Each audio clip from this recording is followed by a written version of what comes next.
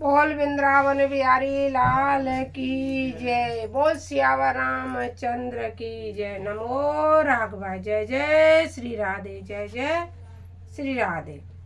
बोले काशी मैया की जय। युधिष्ठिर ने पूछा, जनार्दन मुझ पर आपका स्नेह है, अतः कृपा करके बताइए कार्तिक के कृष्ण पक्ष में कौन सी एकादशी होती है। भगवान श्री कृष्ण बोले, राजन कार्तिक के कृष्ण पक्ष में जो परम कल्याणमयी एकादशी होती है वह रमा के नाम से विख्यात है।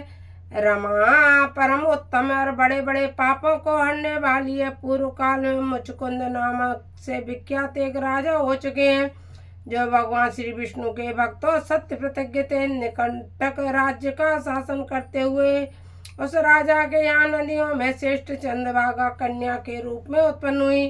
राजा ने चंद्रसेन कुमार सोवन के साथ उसका विवाह कर दिया। समय की बात है, सोवन अपने ससुर के घर आए। उनके यहाँ दशमी का दिन आने पर समूचे नगर में ढिढोरा पिटवाया जाता था कि एकादशी के दिन कोई भी भोजन न करे, कोई भी भोजन न करे। यह डंके की घोषणा सुनकर सोवन ने अपनी प्यारी पत्नी चंद्रभागा से कहा, प्रिय अब मुझे इस समय क्या करना चाहिए, इसकी शिक्षा दो। चंद्रभागा बोली, प्रभु मेरे पिता के घर में एकादशी को कोई भी भोजन नहीं कर सकता। हाथी घोड़े हाथिनियों के बच्चे तथा अन्य पशु भी अन्न घास तथा जल का आहार नहीं कर पाते, फिर मनुष्य एकादशी के दिन कैसे भोजन कर सकते हैं। प्राणनाथ, यदि आप भोजन करोगे तो आपकी बड़ी निंदा होगी। इस प्रकार मन में विचार करके अपने चित्त को दृढ़ कीजिए। सोवन ने कहा, प्रिय तुम्हारा कहना सत्य, मैं भी आज उपवास करूंगा। देव का जैसा विधान है वैसा ही होगा। भगवान श्री कृष्ण कहते हैं, इस प्रकार दृढ़ निश्चय करके सोवन ने व्रत के नियम का पालन किया।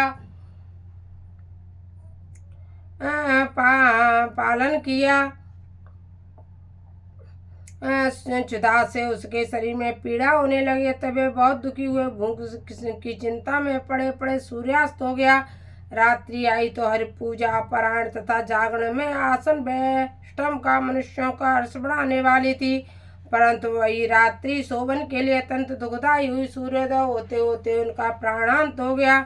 राजा मुचकुंद ने राजोचित काष्ठों से सोवन का दाह संस्कार कराया। चंद्रभागा पति का पारलौकिक कर्म करके पिता के घर रहने लगी। नवश्रेष्ठ रमा नामक एकादशी के व्रत के प्रभाव से सोवन मंदराचल के शिखर पर बसे हुए परम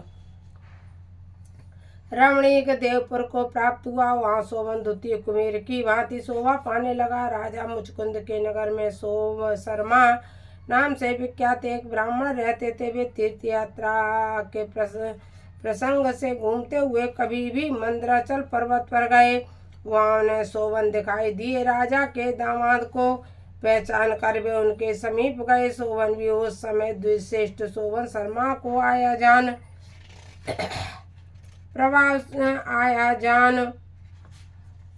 शीघ्र ही आसन से उठकर खड़े हो गए और उन्हें प्रणाम किया। विक्रम से अपने ससुर राजा मुचकुंद का, प्रिय पत्नी चंद्रभागा का तथा समस्त नगर का कुशल समाचार पूछा। सोवन ने कहा, राजन वहाँ सबकी कुशल है, यहाँ तो अद्भुत आश्चर्य की बात है। ऐसा सुंदर विचित्र नगर तो कहीं भी किसी ने भी नहीं देखा होगा। बताओ तो सही, तुम्हें इस नगर की प्राप्ति कैसे हुई। सोवन बोले, द्विजेंद्र कार्तिक के कृष्ण पक्ष में जो रमा नाम की एकादशी होती उसी का व्रत करने से मुझे ऐसे नगर की प्राप्ति हुई है। ब्राह्मण मैंने श्रद्धाहीन होकर इस उत्तम व्रत का अनुष्ठान किया था, इसीलिए मैं ऐसा मानता हूँ कि यह नगर सदा स्थिर रहने वाला नहीं है। आप मुचकुंद की सुंदरी कन्या चंद्रभागा से ही है, सारा वृतांत कहिएगा। सोवन की बात सुनकर सोवन शर्मा ब्राह्मण मुचकुंद में गए और वहाँ चंद्रभागा के सामने उन्होंने सारा वृतांत कह सुनाया। सोवन शर्मा बोले, सुबह मैंने तुम्हारे पति को प्रत्यक्ष देखा है तथा इंद्रपुरी के समान उनके दोनों घर से नगर का भी अवलोकन किया है।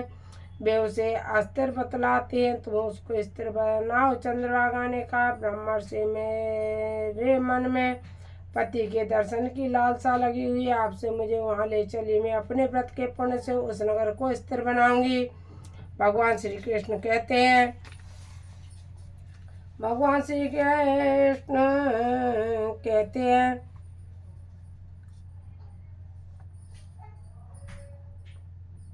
राजन चंद्रभागा की बात सुनकर शोभन शर्मा उसे साथ ले मंदराचल पर्वत के निकट वामदेव मुनि के आश्रम पर गए। वहाँ ऋषि के मंत्र की शक्ति तथा एकादशी सेवन के प्रवाह से चंद्रभागा का शरीर दिव्य हो गया तथा उसके दिव्य गति प्राप्त कर ली। इसके बाद वह पति के समीप गए। उस समय उसके नेत्र हर्षोल्लास से खिल रहे थे। अपनी प्रिय पत्नी को आई देख शोभन को बड़ी प्रसन्नता हुई। उन्होंने उसे बुलाकर अपने वाम भाग में सिंहासन पर बिठाया। तदंतर चंद्रभागा के हर्ष में भरकर अपने प्रीतम से यह प्रिय वचन का, नाथ में हित की बात कहती हूँ, सुनिए। पिता के घर में रहते समय सब मेरी अवस्था 8 वर्ष से अधिक हो गई। तभी से लेकर आज तक मैंने जो एकादशी के व्रत किए और उनसे मेरे भीतर जो पुण्य संचित हुआ है, उसके प्रभाव से यह नगर कल्प के अंत तक स्थिर रहेगा।